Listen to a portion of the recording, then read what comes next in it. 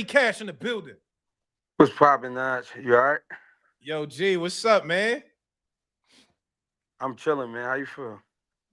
Man, blessed. Yo, I'm blessed, bro. Um, I don't know why this shit keep saying Lamont Roach on here for some reason, but all right.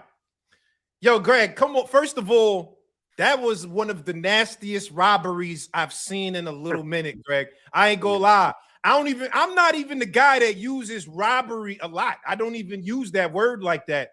But Yeah. that was disgusting work, bro. Tell me, Yeah. tell me, I mean, how did you feel? What's the vibes? Like, break it down for me, man.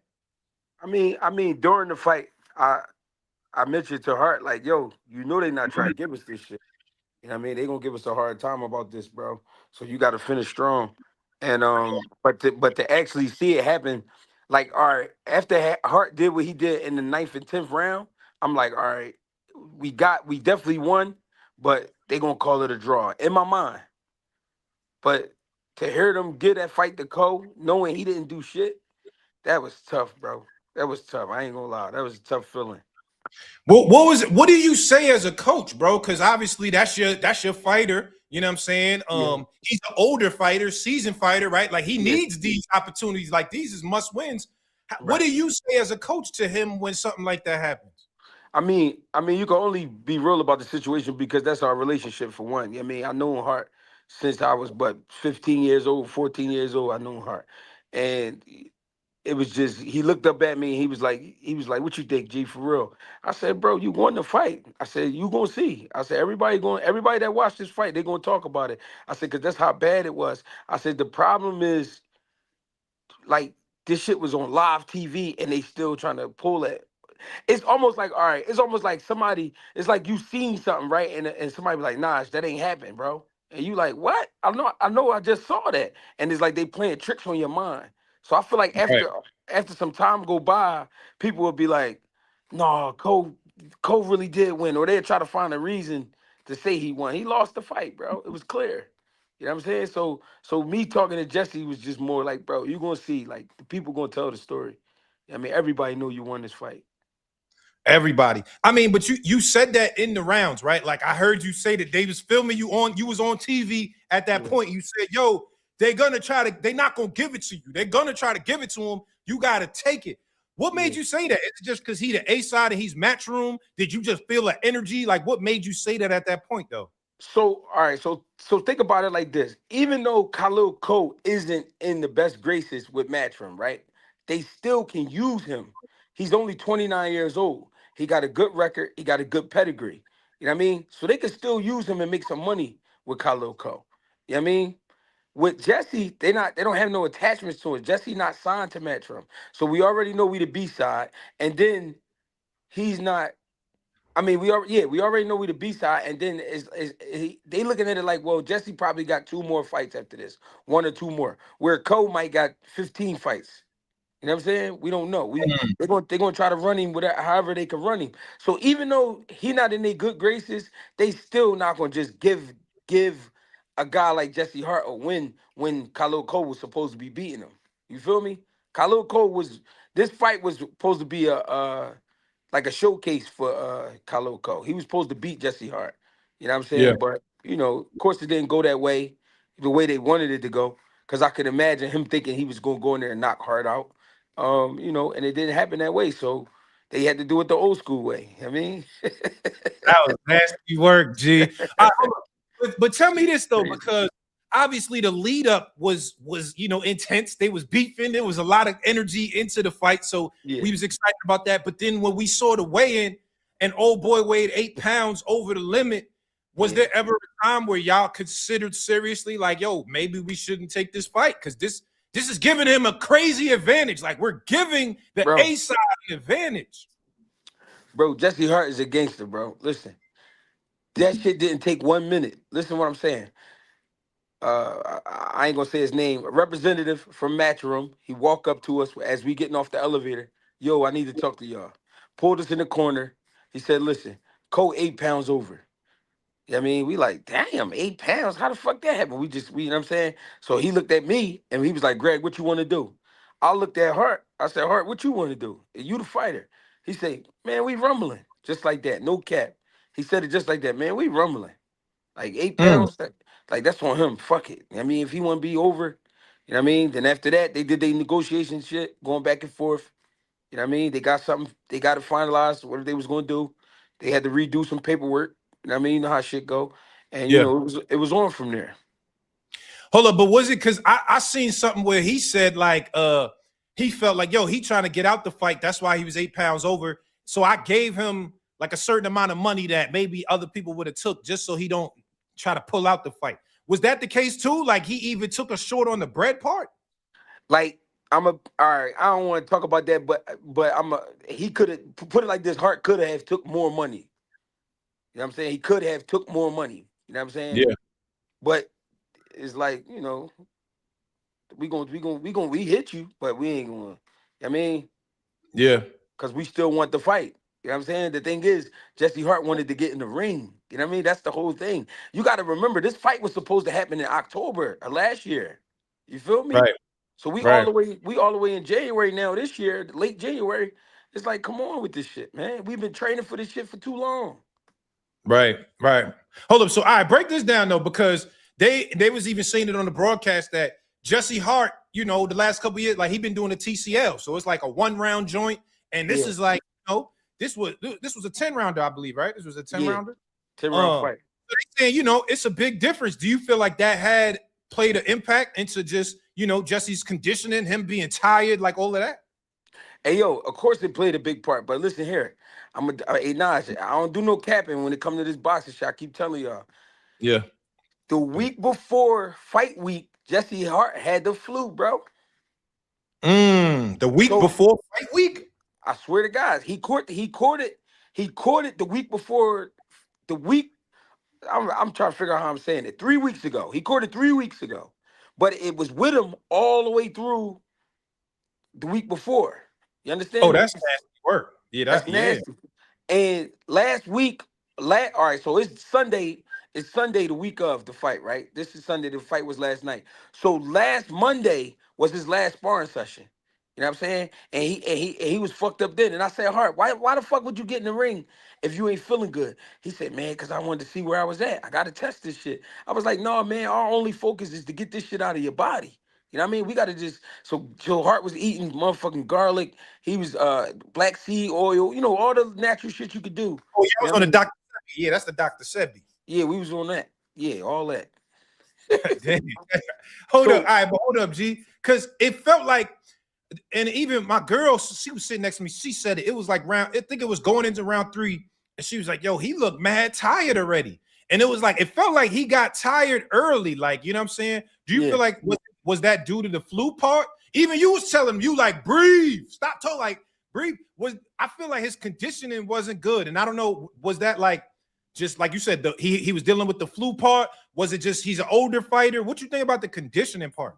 Bro, listen, I know how this guy worked, man. This guy's 6'3". If Khalil Cole could get up to 200 something pounds, what you think Jesse could get up to? You know what I'm saying? Right, So so right. so trust me, when it comes to conditioning, he putting that pain in. I ain't worried about his conditioning. He one of the and Hart one of the best runners I seen when it come to that jogging shit. When it come to putting your miles in, I'm talking about he could go, bro. So I wasn't worried about the conditioning. Let's say this: if the conditioning was bad, or if it really did affect him that much, then Khalil, that was even for more reason for Khalil Cole to get him up out of there. He couldn't make That's it happen. You know what I'm saying? So you know. I think it was more so the flu shit was dealing with him, fucking with him. You know what I'm saying? yeah. Now, all right, like I said, that was round 3. Greg, you the oracle, nigga. First of all, that was the illest part of the whole fight. I tweeted about it. You Hmm. said it's round 3, and you go, he's about to do something crazy. I'm telling you, he about to do something crazy right now. Stay focused and be ready for it. You was like, use them little shots on the inside, but be ready because he about to do something crazy. And Hmm. literally the same round, he suplexed your man. He did Hmm. Chris Benoit. How Hmm. do you know like that was coming? What was it that gave you the knowledge and the foresight to be like, all right, this was about to happen? I mean, well, you got to think. You got to think of being a fighter. What is your job? Your job is to put your hands on somebody, right?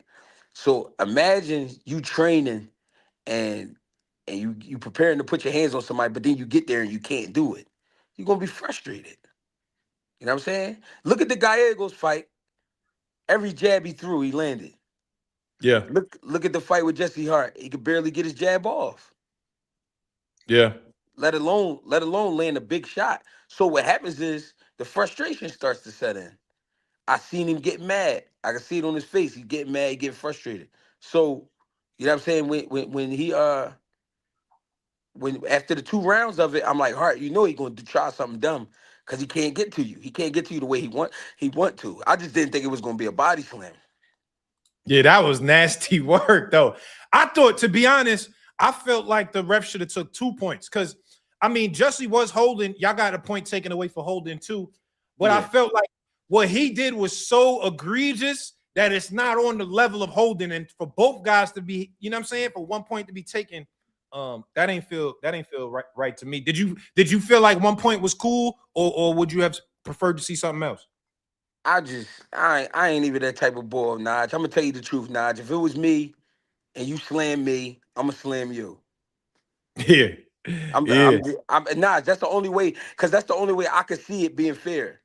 Like a right, point, like I can't do it off the points because you obviously see the point shit don't mean nothing. You know what I'm saying? So if yeah, in my mind, motherfucker slam me, I'm gonna slam you. I'm not now. Listen, I might not slam you in the 4th round. I might slam you in the 8th.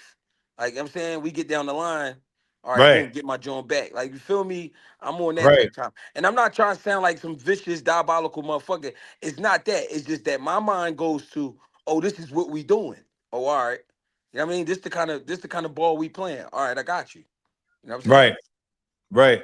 Hold up. So what did you feel about Cole in general? I mean, because y'all was confident in the lead up. I heard y'all pretty much saying we know we're gonna get the job done. You know what I'm Yeah. saying? What did you feel about his performance? I was very disappointed as a boxing fan. Yeah. I didn't like his performance. I thought he didn't really do much. I thought he didn't really put in work. Was that what you expected from him? I know, listen, one thing I know about Khalil Coke, I know he not disciplined. And that's no disrespect to him, but I know he not disciplined. You want to know why? Yeah. He go everywhere with his girlfriend. No disrespect to him, right? But fighters not supposed to be around a girl every day, all day. Hold on, why? Gino, what you mean? You can't be around your girl? What do you mean? Why? What do you Yeah, mean? why? You getting ready for war. You're not getting ready for fucking this not love and hip hop or no shit like that. You getting ready for war. I don't care if your girl is a boxer. You're not Yeah, she supposed to be. okay, Joe. She a boxer too, B. Yeah, but she's still a girl. She's gonna her that feminine energy is gonna rub off. It's gonna rub off somehow, some way. You see, he came in 8 pounds. Why you think that was? Oh, too much loving before the fight. You It was too too much. you too comfortable. Mm, When you a dog, man, you got to be nasty, you got to be mean, and you got to be on one. So you can when you be around females all the time, females make you feel comfortable. They make you feel smooth. You know what I'm saying? They make you feel relaxed. You know what I you mean? start So sitting back in your seat and shit. You know what I mean? yeah, Yeah, yeah, everything just cool and calm. You know what I'm saying? No, no, no, no. When you getting ready for a fight, bro, you gotta leave your girl alone. So when you with your girl every day, you know what I'm saying? And that's no disrespect to him. He live how he want to live. You know what I mean? But that's the one thing I know. You can't tell me that man disciplined and he with his girl every day. There's no way a man gonna be disciplined. You with your girl every day. Not as a fighter. Not as a fighter. Cause guess what? She gonna do something. She gonna do something to throw you off. Cause that's what females do. No mm, disrespect. That's what they do though. that's a crazy yo, G. That's a crazy POV. I ain't gonna lie. I guess Bro, I imagine yeah. imagine you trying to be disciplined. You 3 weeks in, no yams, and then she get out the shower and she walk past you. It's on. I'm folding, nigga. I am It's folding. on. Ah, Come yeah, I'm on, folding. Notch. I'm folding Come all on the now. way. Imagine you like in your mind, you like, no, I'm gonna really be disciplined. I'm gonna really lock it down. I'm gonna hold it down. So then you do like a good 3 weeks, and you got another 3 weeks till the fight, or another 4 or 5 weeks, whatever it is. And the next thing you know, it's just one of them nights, bro. And she get out the shower smelling all good, soft, Yeah. and then she wants some oil rubbed on her before she. What? Is you Oh, crazy? yeah. I Is fold. you Listen, crazy? hey, my girl's sitting right here. I'm about to end the stream in a minute. You know what I mean? Right, boo? Right. That's I what see. I'm just saying. It be like that though. Imagine that. Nah, Dan, you right though. You right. You right. That's a great point of view though. That's a great. Hold up. So do you feeling like all of that just it shows the lack of discipline, which translates into you not gonna give the energy, you're not gonna give the effort, you're not gonna do all the extra work to get that done. Bro, if Khalil Cole would have been letting his hands go, I would have no problem with the decision. He wasn't letting his hands go. He didn't have a kill streak. He was Yeah. he was a little bit mean in there. He was mean at times, but he didn't really have no hunger. It wasn't no hunger. You know Yeah, what I I'm didn't saying? feel it at all. You know why there was no hunger? Because you was with your girl. When your back hurt, hey baby, can you get my back? Can you hit my back? Hey, when your feet hurt, hey baby girl, can you just rub my feet for me, please?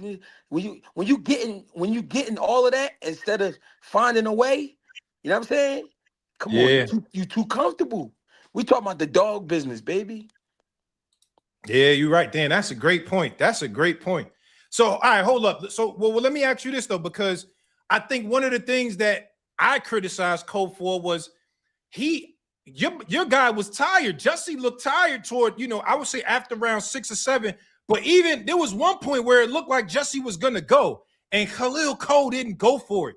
When you see that as a trainer, does that make you? Are you nervous? Are you like? Did you see that? You know the part I'm talking about, right? Yeah, but the thing is, Naj, I can't get nervous because I might miss something. Mm. If I start getting nervous or if I start bitching, I might miss something. I mean, I gotta stay locked in. I gotta pretend. I gotta pretend that it's me in there. And what would I do? What would I do? Right. No, even if we got the upper hand or we under. If we over or under, I still gotta put myself in that mindset of what would I do in that situation. You know what I'm saying? Right. So I don't have That's a good time to point. be. I don't have time to be nervous and be bitching and be. Oh my God, man, fuck all that, man. Get up out of there. They said that's why ugly boxers the best ones because they can't get no hoes. It might be true. Might be true. But then again, look what happened to Mike Tyson. Mike Tyson, vicious dude. He got some Oh yeah. money. Robin Givens. I Robin had mean, him on. Robin had that boy going crazy. yeah, she had him like a parakeet. He was trained like a parrot or some shit. I don't want to say that boy for Mike come looking for me at one of these events. No, That that's my man, boy. Mike Tyson. Nah, for sure. So where do y'all go from here, G? I mean, like I said, your boy Jesse's a veteran. You know what I mean? Like, where do y'all go from here? Is it still like, yo, we just gonna rock out until it ain't no more? Like, what's the vibe? I think what it is man, we got to be honest in what we want to do and how we want to finish. You know what I mean? I think with a performance like that, he might get another opportunity because there's guys out there that's up and coming. There's guys up there in the ranks. They gonna need a fight. You know what I mean? Stuff like that. We just got to be ready. We got to be honest. But Yeah, I think he deserves something good. I ain't gonna say the number one guy in light heavyweight, but I believe something good though. yeah, for sure. Hold up. So I feel like, yo, G, I ain't gonna lie. Just me as a guy that knows you, I was happy to see you on there, shot it, boy. I'm like, yeah, my son G. You know what I I mean? appreciate that. Yeah, Tell me, appreciate tell that. me, like, you as a trainer now, do you feel like, what do you do to start getting other guys or like, becoming getting to the point where you the trainer that like people looking at like, yo, Greg is he one of them guys? Because the Nah, instructions felt like that, bro. Naj, I'm gonna tell you the truth. Niggas is scared of me, Naj. They're not gonna come fucking with me because I'm not going for none of that corny shit. All that corny shit, you telling me what to do, all that corny shit, you try and train when you want to train, all that corny shit, you got your cousins in them in the gym with cameras every day. We not doing that. We not about to be doing that. We getting busy. Like we really getting ready. You know what I'm saying? And why do you think a 36-year-old man who turned pro in 2012 was able to still hang with a guy who is considered, you know what I mean, a top contender right now, who's Yeah, 29. You know what I'm saying? Because we're not playing. We're not doing no playing around, bro. yeah, And I mean, yeah. and I'm not worried about the opportunities because that'll happen. But they just gotta understand what come with me. And what come with me, I just need you to listen. That's all I need. Just listen to me. That's all I want. Is that a desire of yours, G, to be like, all right, I want to be one of the top coaches in the game? For sure. Of course I want to be the best at what I do. But the thing is, if you even consider fucking with me, just listen, just hear me out. That's all I want. Just listen to me. Hear me out. Yeah, A lot of dudes don't listen. They pretend to listen. And I think that'll be one of the biggest issues with me and these new up and coming fighters, because they just do what they want to do. They come up with anything. Yeah. Not yeah, I feel like that might have put your stock up a little bit though. I ain't gonna lie. That was the first time I seen you on DAZN. I don't know if you was on DAZN and stuff before, but that was the first time I seen it. And oh, yeah, my girl said you was giving good direction too. So I feel like that put your Thank you. stock up. Yeah, man. I mean, yeah. If it did, I appreciate it. And you know what I mean. Let's get it popping. I'm for the shit. Naji. Yeah, I'm with it. yeah. I mean, I'm with it. All right, so let's get to the main event though. Raymond Morataya. I gotta call him Morataya. I gotta put some extra sazon on that nigga Put now. the Spanish on it. Yeah, yeah.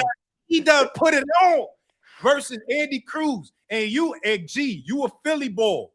Yeah. You be in the gym with Andy. You seen Andy. Everybody from Philly like, yo, Andy, Yeah. Yo, Raymond put that dog on, bro. He showed a lot of dog, man. What you think about that fight? Yeah, he looked very strong. He was really on point. His timing was there. His aggression level. I like what Morataya was doing. At the same time, though, Andy Cruz sharp, and he was trying to more so box. He wanted it to be a boxing match. A lot of countering, but not very powerful shots, just quick shots. But I feel like Morataya was getting to that body a little bit. You know what I mean? He had him in some vulnerable moments where, not saying he was getting ready to stop Andy, but it was like some old shit moments, like, oh shit, he almost got him there. You know what I mean? He had him in Yeah. a lot of those type of moments. I just thought it was a real good fight. I didn't watch. I'm gonna keep it real. I missed like the first 5 rounds or 6 rounds. I seen the second half because we were still in the back. Oh, okay. I thought Andy actually looked a lot better in the beginning of the rounds. To me, and this is just my breakdown of it, I thought that Andy needed a little more experience. And I say that because when it was like, he was only 6 fights in, right? That was his 7th fight, first 12-round fight. But to me, it was like, one, I felt like he abandoned the jab. I feel like when he was constantly using the jab, it was working. And I feel like he kind of let go of that. But then 2, in them championship rounds, them dog rounds, where you got to just fuck everything else, I got to bring out the dog. I just thought Morataya had a little more of that trench work. No, that was exactly true. But if you know anything about the Cuban culture when it comes to boxing, it was almost illegal for them to turn pro. That's why they was defecting the country. They was, jumping in the water and getting to America however they could. You know what I'm saying? So those guys stay around too long. So it's almost like a curse. They stay around, get 2 medals. Some of them stay for 3 medals. You know what I mean? And some of them in the past never even turned pro. So when you got a guy who's like, his mentality is the amateur mentality, and by the time he's turned pro, he's almost 30, and then now he's getting a shot at the title and he is 30, it's like, what you gonna do? He gotta fight. You know what I mean? He gotta make something happen. Yeah. You know what I mean? So yeah. Do you feel like I see a lot of people just on Twitter and social media. They was criticizing Bozy. I mean, I guess that comes with a loss, but Bo was taking some heat just for, like, they were saying they didn't like his corner instruction or whatever like that. How do you feel about that? I guess the pairing, just Bozy paired with Andy. You feel like that's a good pairing? I think it is because of the boxing and also the defense that come with it. When you teach a guy who's used to using his feet the whole time how to catch punches, I think that saves him in close encounters. You know what I'm saying? The funny thing about it is when all the other fights, Bozy was good for him, and then now they don't like him. So you know how it goes.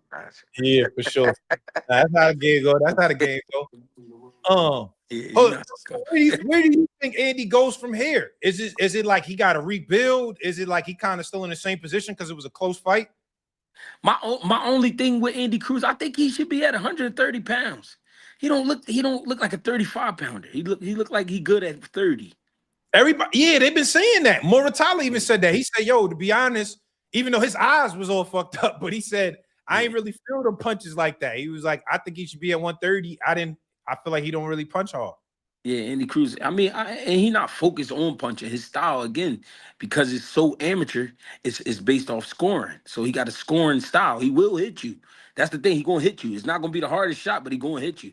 You know what I mean? Now, if you can't get away from him, he gonna light you up, but he is gonna hit you. Right. So, all right, tell me this, though. A lot of people are saying now that fight is going to look like Shakur and Teo.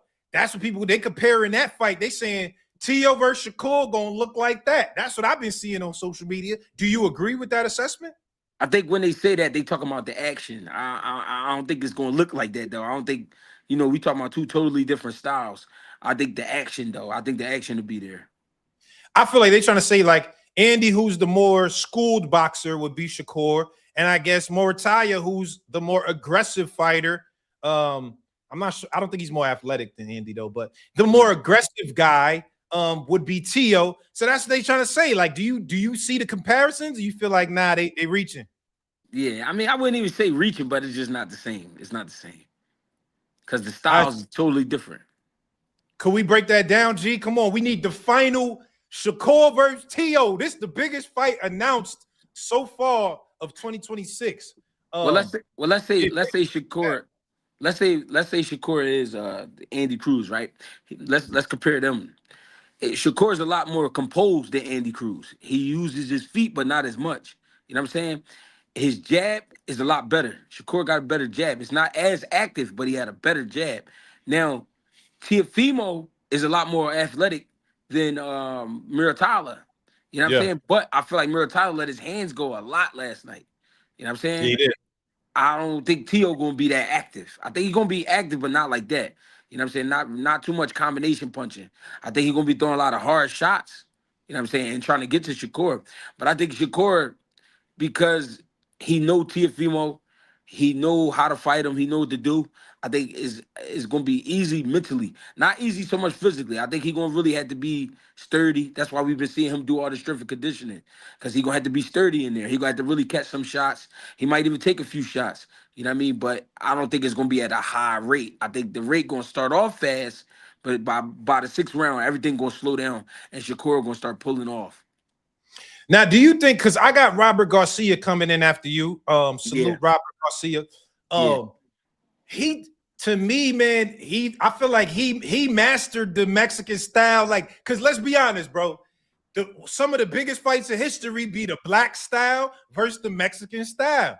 And it's like, Robert know how to make the Mexican style give certain black style some trouble. What you think about that? Like the dynamic between Mexican style and the black style? Well, this is the thing. If anybody know anything about Robert Garcia, if they ever seen him fight, Robert Garcia he didn't fight like a typical Mexican fighter. Robert Garcia actually boxed. You know what I'm saying? He'll fight you because he got heart, but he actually will box you. You know what I'm saying? So a lot of people may not know that about Robert Garcia. So he got a little bit of boxing pedigree for sure. As far as guys, catching up with guys or whatever, as far as the styles, I think it just got to do with the animal, whoever's in there that night. You know what I'm saying? Because sometimes you see Mexicans get over. Sometimes you see the black fighters get over. Sometimes you see the Cubans get over. Sometimes you see an Irishman get over. Sometimes you might see a Russian get over. You know what I mean? It just depends on the animal. Right. So you feel like Teo's style is not one that he could, go in there and be as aggressive as a Morataya was last night? I think he could if he wanted to. The thing is, he wouldn't be able to do it all night long. Right. You mean just from a conditioning standpoint? Nah, mental. What you mean though? Teo, all right. So remember when we was up New York and Danny fight? Remember we was up there? I seen you up there. Remember Teo couldn't sit still? Yeah, I seen him there. He was back and forth. Yeah, but remember when I told you I got a thing for human nature? I pay attention to people. He can't sit down, which means his brain is always running. So his brain is gonna be telling him to do so many different things. He's not gonna know what to go with. So staying on task, that's not his thing. You know what I'm saying? Damn, G, you be breaking this shit down, bro. Yeah, I watch people. And one thing I watched about Teo that night, he didn't sit down for no longer than 5 minutes. That motherfucker was everywhere. He was everywhere. Cool. So that tell me his brain be running at a great speed, and he really can't keep. He could control himself enough to keep himself out here on the streets, but he can't control himself enough to complete a task like that. You know what I'm saying? He would have to show me that. So hold up. So you think that'll translate into the ring where it's like, all right, I'm in here. It's hard for me to be patient. I got to do something. I got to figure out something. I can't just sit here. Absolutely. Wow. I ain't gonna lie, G. You a scientist with this shit, bro. I ain't even gonna lie, man. All right. Last question before I bring up my next guest. Like I said, you put on a great coaching display with your fighter, Jessie Hart. I thought you got robbed, put on a great display. Um, who do y'all want next, man? Light heavyweight, you know what I'm saying? Is it Zerto again? I heard Benavidez might be going up there. Like, who do y'all want next? Who do I want? For who? For Hart? Yeah. Oh man, I'll take a Colin Smith, a Buatsi. I'll take a what's Cuz name? Bivol. Any of Oh, them nah, fights. y'all better leave Bivol alone. Y'all better Hey, leave hey, Bivol listen. alone. Hey, listen. Hey, y'all better leave Bivol alone. Hey, yo, listen.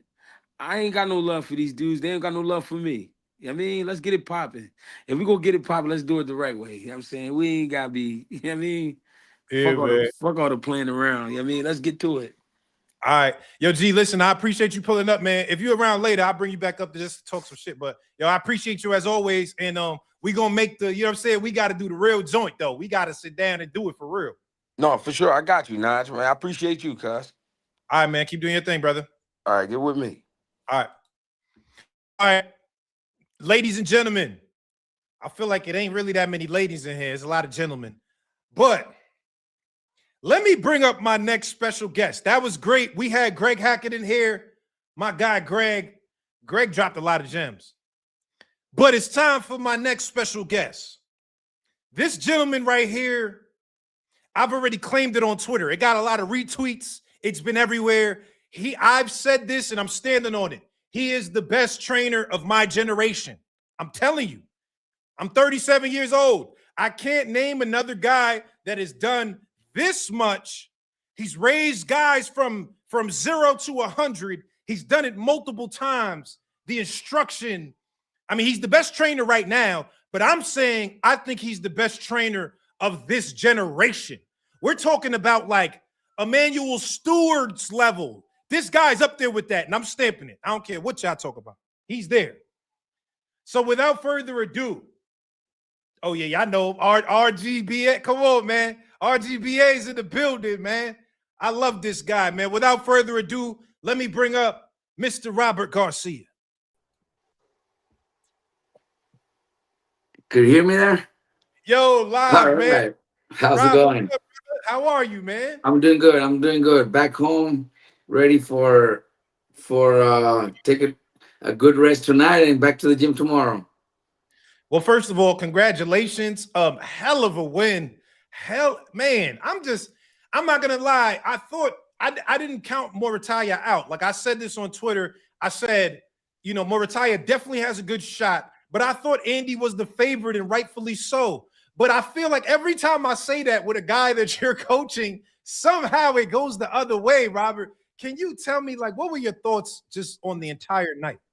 Look, we when the odds were out and people were telling me because I don't really get into that. My boys do. My kids, my son Pita, my second boy Payo, they do go into those the odds and everything, and they were all telling me Raymond's the underdog, and and everybody that started talking about, I was a little, I did question like I don't see why, but I also understand, gold medal, winning fights and coming with a very big promoter and pushing him very high with good performances. So I also understand, but never really paid attention to it. We knew what we have. I've known this for since Raymond came to my gym when he was young, and I knew he was one of the special ones. I knew he was going to be one of the good ones, and he proved it last night. Absolutely. I mean, well, tell me about that. You said you knew Raymond was one of the special ones. Obviously, you've coached a lot of special fighters. You've been around, a lot of special fighters. What is it that gives you the inclination? I don't know whether it's in the gym, whether it's a conversation. What is it that lets you know, like, okay, this guy has a special thing about him? Look, he's very fast, very smart in the ring, great power also.